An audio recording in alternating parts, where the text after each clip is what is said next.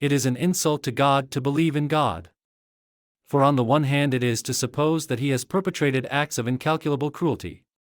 On the other hand, it is to suppose that he has perversely given his human creatures an instrument, their intellect, which must inevitably lead them, if they are dispassionate and honest, to deny his existence.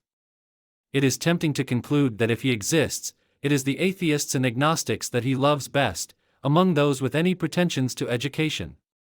For they are the ones who have taken him most seriously.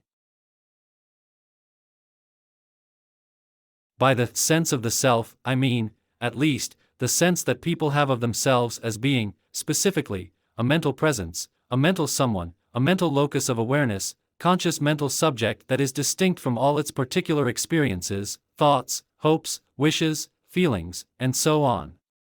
This sense of self comes to every normal human being, in some form, in childhood. It is true that, I seem to see a table, does not entail, I see a table, but I seem to feel a pain, does entail, I feel a pain. So skepticism loses its force, cannot open up its characteristic gap, with regard to that which ultimately most concerns us, pleasure and pain.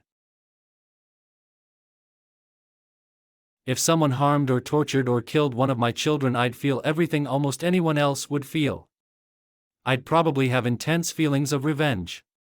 But these feelings would fade. In the end they're small and self-concerned. Only the grief would last. The avoidance of explicit ethical judgments leads political scientists to one overriding implicit value judgment, that in favor of the political status quo as it happens to prevail in any given society. Oftentimes we allow ourselves to become impatient, by viewing God's promises based on our human knowledge. Our thoughts and ways are irrelevant in his judgment to grant any of our requests.